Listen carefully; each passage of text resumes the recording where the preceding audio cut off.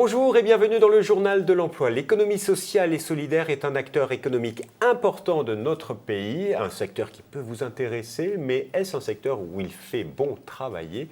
C'est ce que nous allons voir avec Jean-Baptiste Mougel. Bonjour. Bonjour. Vous êtes directeur des relations extérieures de la mutuelle Corom. En deux mots, présentez-nous l'économie sociale et solidaire. Alors l'économie sociale et solidaire, c'est assez large puisque ça représente à peu près 10% de l'économie, 12% des emplois. Et pour faire court, ça regroupe à la fois les associations, les mutuelles, les fondations et les coopératives, ainsi que de nouvelles entreprises qui se sont créées il y a quelques années autour du commerce équitable, de l'agriculture biologique notamment.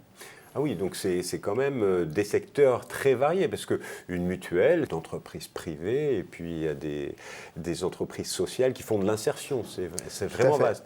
On a envie de dire que finalement, l'économie sociale, sans le savoir, vous accompagne tous les jours du matin jusqu'au soir.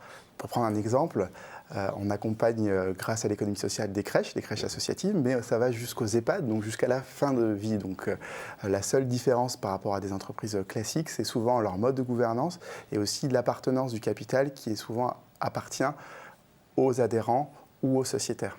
Et une logique de fonctionnement, on met toujours l'homme au centre des préoccupations de l'entreprise, on peut dire ça ? En tout cas, c'est la vocation. C'est la vocation. Dans la pratique, on va regarder. Est-ce un secteur qui se porte bien d'une manière générale ? Aujourd'hui, ça se développe ? Oui, c'est un secteur qui se porte bien et on peut constater dans toutes les études qui ont été publiées que c'est un secteur qui, au niveau de l'emploi, augmente, quand bien même dans des périodes compliquées. Quand il y a eu une crise de l'emploi il y a quelques années, le secteur privé a perdu des emplois, ce qui n'a pas été le cas dans le secteur de l'économie sociale et solidaire. De la même façon, c'est aussi un secteur dans lequel il va y avoir des opportunités, puisqu'une dernière étude a montré qu'il y avait 100 000 départs à la retraite dès 2017 et 700 000 d'ici 2025. Alors ça ne veut pas dire que ça va être 700 000 nouveaux postes, ou en tout cas 700 000 postes à remplacer, mais en tout cas il y a des opportunités dans les prochaines années. Il va y avoir du recrutement dans ces entreprises, associations, fondations, mutuelles, dans les années à venir, donc à étudier si vous cherchez un job ou un secteur. Mais vous êtes là aussi parce que vous avez sorti une étude, un baromètre de la qualité de vie au travail dans l'économie sociale et solidaire. Alors, est-ce qu'il fait bon travailler dans l'ESS, comme on dit ? C'était un peu la question que vous posiez tout à l'heure, qui était de dire l'économie sociale met l'homme au cœur du projet. Nous, on voulait s'intéresser aux salariés. Parce que dans une association, par exemple, il y a une cause qui peut être belle, mais l'association aussi doit s'intéresser aussi à la qualité de vie au travail de ses salariés.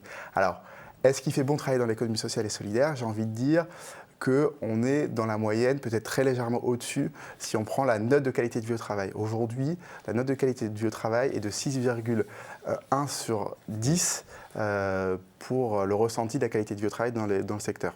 Voilà. Donc c'est pas mal.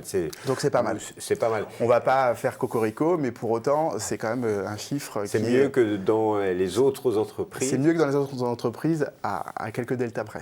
Mais il y a eu une petite baisse, c'est ça, par rapport à l'étude préalable. C'est ce qu'on constate et c'est effectivement, nous, on voit qu'il y a finalement quelques indicateurs qui passent à l'orange. Il y a une petite baisse effectivement de cette note de qualité de vie au travail. Alors c'est pas majeur, ça passe de 6,3 à 6,1, mais surtout, il y a 49% des salariés qui disent que ça se dégrade. Il y a plein d'explications par rapport à ça. Je pense qu'on vit dans un environnement qui est de plus en plus compliqué. Donc notamment, ces associations, ces acteurs qui sont sur le terrain sont confrontés à des difficultés, notamment avec les publics. Mais il y a aussi une pression qui est mise par les pouvoirs publics sur une diminution des financements, des subventions. Tout ça fait qu'il y a une impression de dégradation. Et puis il y a un contexte économique global où il y a quand même une paupérisation des personnes. Donc j'imagine que le travail, il y a des gens aussi qui sont exclus de plus en plus longtemps de l'emploi, donc il y a un travail plus dur à supporter pour les cadres de toutes ces entreprises qui interviennent dessus. Oui, c'est sûr qu'il y a des conjonctions, il y a une conjoncture extérieure qui met de la pression sur les structures et les structures, du coup, reportent cette pression sur les salariés. Alors, est-ce qu'il y a des solutions ? Est-ce qu'il y a des pistes qui sont envisagées pour améliorer les choses ? Déjà, il faut regarder aussi quels sont les atouts, parce que ça se dégrade, certes, la situation n'est pas dramatique, mais pour autant, il y a très majoritairement des gens et des salariés qui veulent continuer à travailler dans le secteur. Donc il y a un attachement au secteur qui est extrêmement fort, et ça, c'est un levier important pour les gens qui sont dans le secteur de l'économie sociale et solidaire. Et la question du sens, donc comment finalement, au sein des associations, on partage peut-être un peu plus le projet avec ses salariés.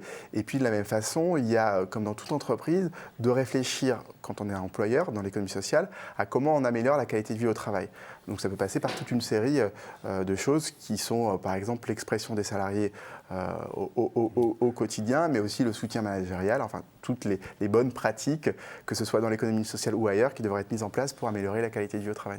Mais finalement, c'est quelque chose qui est compréhensible parce qu'il y a beaucoup d'entreprises nouvelles dans l'économie sociale et solidaire et il faut réapprendre à gérer des entreprises et ses salariés. Il y a deux phénomènes. Il y a à la fois des entreprises nouvelles, mais il y a aussi des nouveaux salariés qui ont des nouvelles attentes. Moi, je pense que je suis assez frappé de voir qu'en moins de 10 ans, toutes les écoles de commerce, toutes les universités ont créé des formations en lien sur le thème de l'économie sociale et solidaire. Donc ça veut dire qu'il y a une attente très forte de la jeunesse de s'engager dans ce type de structure. Donc il y a aujourd'hui, ces nouvelles générations qui rentrent dans ces entreprises-là doivent aussi à la fois elles-mêmes s'adapter à ces associations par rapport à leurs aspirations, mais les dirigeants, entre guillemets, historiques, comprendre que ces nouvelles générations qui arrivent ont des attentes et en tout cas un rapport au projet, à l'association qui est différente. Très bien. Aujourd'hui, pour conclure, quels sont les enjeux, selon vous, à venir du secteur de l'économie sociale et solidaire ? De toute manière, l'économie sociale et solidaire a une vocation qui est finalement de répondre aux besoins de ses adhérents ou de population. Et donc, l'économie sociale a innové depuis une centaine d'années en créant les mutuelles pour créer de la solidarité sur la santé. Ils ont innové en créant le commerce équitable pour créer de la solidarité entre le Nord et le Sud. Ils ont innové sur l'agriculture biologique en créant des nouvelles façons de consommer, et de produire ou de circuits courts. Et donc, j'ai envie de dire, l'économie sociale, pour continuer à exister, doit continuer à innover par rapport aux nouveaux besoins de la population et aux nouveaux besoins de la société. Donc les enjeux sont sur le numérique, l'environnement, le vieillissement des populations, etc., etc. Donc il faut du sang frais et des idées nouvelles à développer dans l'économie sociale et solidaire. Merci beaucoup, Monsieur Mougel. Alors si vous voulez en savoir plus sur le baromètre de la qualité de vie au travail dans l'économie sociale et solidaire, vous pouvez télécharger l'étude sur www.corom.fr. Quant à nous, on se retrouve bientôt pour un nouveau journal. Au revoir.